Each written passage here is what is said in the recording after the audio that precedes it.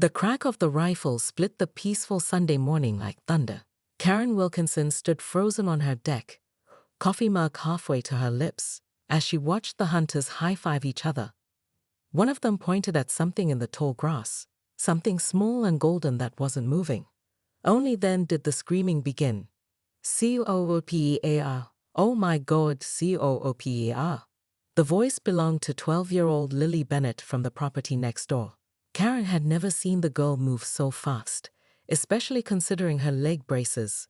As Lily limped frantically toward her fallen therapy dog, Karen's stomach twisted into a knot. This wasn't supposed to happen. Just yesterday, Karen had given the hunting club permission to use the community woodland area that backed up to several properties in Oak Ridge Estates. As HOA president for the past 8 years, Karen considered herself the neighborhood's rightful authority. She'd called the local hunting club herself after spotting what she believed were menacing coyotes near the playground.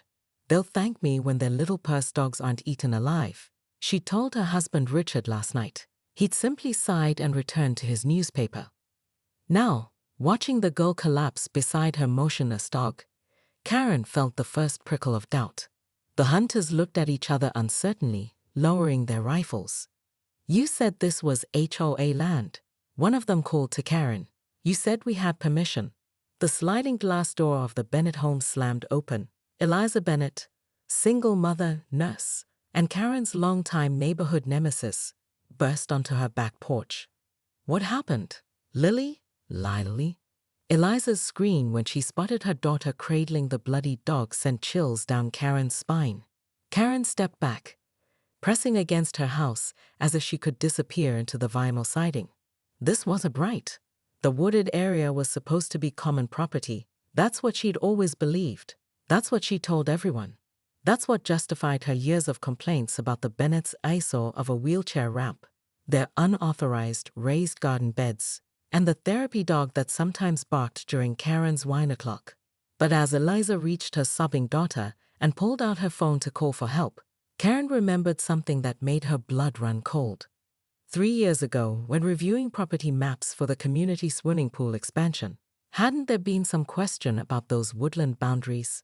Hadn't the survey shown? "You!" Eliza had spotted Karen watching from her deck. "You did this.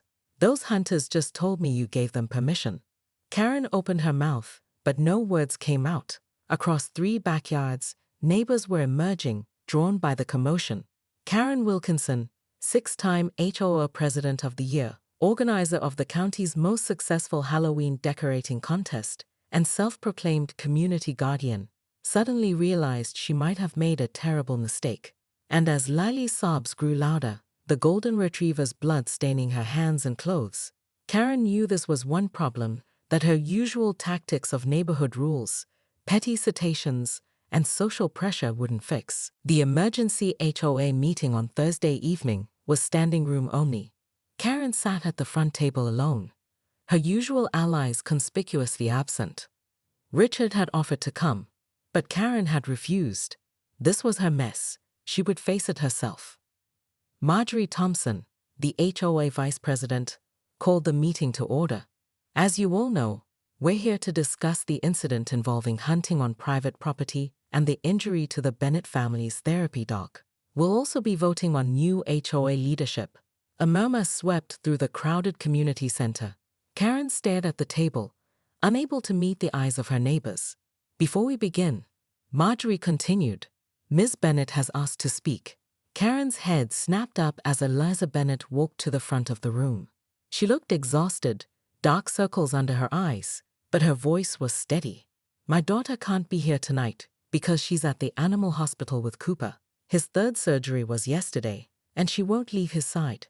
Eliza paused, taking a deep breath. "I'm not here to yell or accuse. I'm here to ask why." She turned to face Karen directly. "For 3 years, you've cited us for violations that weren't violations. You've complained about accommodations my daughter needs for her disability. You've targeted us repeatedly, and now this." Karen opened her mouth to defend herself, but the practiced excuses died on her lips. In their place, unexpected truth emerged. "I thought I was protecting the neighborhood," Karen said softly. I thought rules were what made a community safe and valuable. And then, she swallowed hard. And then you moved in with your special needs and your exceptions and your different ways of doing things. A disapproving murmur rose from the crowd, but Karen continued. I felt threatened, not by you personally, but by the change you represented. Every accommodation you needed seemed like a challenge to how things had always been done. And instead of adapting, I dug in harder. Eliza's expression remained neutral. That explains the harassment. But not sending armed men onto our property. I truly believed that was HOA land, Karen insisted, her voice cracking. I've been telling people for years that those woods belong to everyone. I never checked the actual property lines because, she stopped, the realization washing over her. Because if I was wrong about that, what else might I be wrong about? An uncomfortable silence fell over the room. Karen had never admitted being wrong about anything in all her years as HOA president. Cooper might never walk normally again, Eliza said quietly. Lily's having nightmares. The medical bills are over $12,000 so far. Karen nodded, tears filling her eyes. I've spoken with my homeowner's insurance. They'll cover the vet bills. And she hesitated. I've listed my house for sale. After everything that's happened, I don't think I can stay. Gasps and whispers erupted around the room. Karen Wilkinson, leaving Oak Ridge Estates? It was unthinkable. That's not necessary, Eliza said, surprising everyone including Karen. What's necessary is change. Real change in how this community operates. As Eliza outlined her vision for a more inclusive, flexible HOA, Karen listened with growing awareness. Perhaps there was a middle ground between rigid rules and chaos, a place where community meant more than conformity. Karen's resignation as HOA president was unanimously accepted. But contrary to her expectations, the neighbors didn't demand her immediate social exile. Instead, something unexpected happened. They assigned her community service. Since you've admitted fault, Marjorie explained after the vote, the board proposes that instead of legal action, you work with the Bennetts to create a neighborhood accessibility initiative. And that was how Karen found herself, 1 week later, sitting awkwardly in the Bennetts' living room while Lily glared at her from the couch. Cooper lay beside the girl, his back half heavily bandaged, his normally wagging tail still. I appreciate you agreeing to this, Karen said to Eliza, who was setting down a tray of lemonade. I didn't do it for you, Eliza replied frankly. I did it because our neighborhood needs to change, and you're going to help make that happen. Over the next 2 hours, Karen learned more about living with a disability than she had in her entire life. Lily, initially silent, eventually began pointing out simple things Karen had never considered. How the neighborhood playground had no adaptive equipment, how the community pool lacked a proper access ramp, how the HOA's obsession with uniform aesthetics made necessary modifications nearly impossible. You cited us 3 times for our ramp, Lily said, her voice gaining strength as she spoke. Do you know how it feels to not be able to get into your own home without help? Karen didn't know, but for the first time, she tried to imagine it. The mental exercise was uncomfortable, forcing her to reconsider countless decisions she'd made over the years. As the afternoon progressed, they mapped out a plan for a community accessibility review. Karen would lead it, using her knowledge of HOA regulations to identify and eliminate barriers. It was decided that the wooded area where the hunting accident occurred would become a small dog park and nature area, with a portion specially designed for therapy animals and training. When Karen finally left the Bennett home, she felt different, lighter somehow, despite the weight of responsibility on her shoulders. In her car, she spotted a folder Eliza had slipped into her bag. Inside was information about a support group for parents and caregivers of children with disabilities. You're not the first person to struggle with accepting difference, Eliza had written on a sticky note, but you could be someone who helps others do better. The next morning, Karen stood in her front yard, surveying the street with new eyes. How many other barriers had she been blind to? How many neighbors had suffered under rules that served no real purpose beyond maintaining Karen's comfort with sameness? Her phone chimed with a text message from a number she didn't recognize. HOA Accessibility Committee meeting. Saturday 10 a.m. Bring coffee. Lily. Karen smiled, feeling the first tentative bloom of something that might, eventually, become redemption. The neighborhood would never be the same again, and perhaps that was exactly what it needed. By Tuesday morning, the story had spread through Oak Ridge Estates like wildfire. Did you hear what Karen did? Neighbors whispered at mailboxes and bus stops. That poor dog. That poor little girl. Karen hadn't left her house since Sunday. She sat at her kitchen table, lines drawn, scrolling through the neighborhood Facebook group where her name appeared in post after angry post. Cooper hadn't died. The bullet had struck his hindquarters, severely injuring but not killing him. The therapy dog that had helped Lily through years of physical therapy and anxiety was now fighting for his life at the emergency vet clinic one town over. You need to talk to a lawyer, Richard said, placing a cup of tea beside her untouched toast.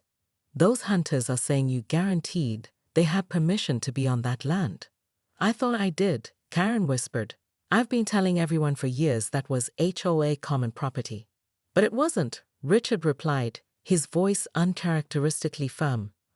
I found the original development plans in the garage. That wooded area behind the Bennett's lot? It's theirs. Has been since they bought the place. Karen closed her eyes. Why didn't you tell me? I tried, Karen. Remember that day you had them cited for building the ramp without permission? I mentioned then that their property extended further than you thought. You said I didn't understand how the HOA worked. The doorbell rang, its cheerful chime incongruous with the heaviness in the air. Richard peered through the peephole, and his shoulders sagged. It's Officer Mendez, he said quietly. Karen straightened her blouse with trembling fingers. She was still Karen Wilkinson after all. She had appearances to maintain. Officer Mendez was a familiar face. He'd responded to numerous HOA complaints over the years, most initiated by Karen herself. But today, there was no friendly smile on his face. Mrs. Wilkinson, I'm here about the hunting incident on Sunday, he said formally after Richard invited him in. There are some serious concerns about how those men came to be firing weapons on private property. It was a misunderstanding, Karen began, her voice wavering. I thought. We have statements from 3 hunters saying you explicitly guaranteed they had permission to hunt there, Officer Mendez continued. They've provided text messages where you state the area is HOA common land under your jurisdiction. Karen felt her carefully constructed world beginning to crumble. I believed it was. Property records clearly show it belongs to the Bennett family, Mendez replied. And there's the matter of the dog. Cooper is a registered therapy animal for a minor with disabilities. The Bennetts are considering pressing charges for trespassing, reckless endangerment, and violation of protected animal statutes. As the officer continued outlining the potential legal consequences, Karen's mind drifted to the countless HOA violations she'd issued to the Bennetts over the years.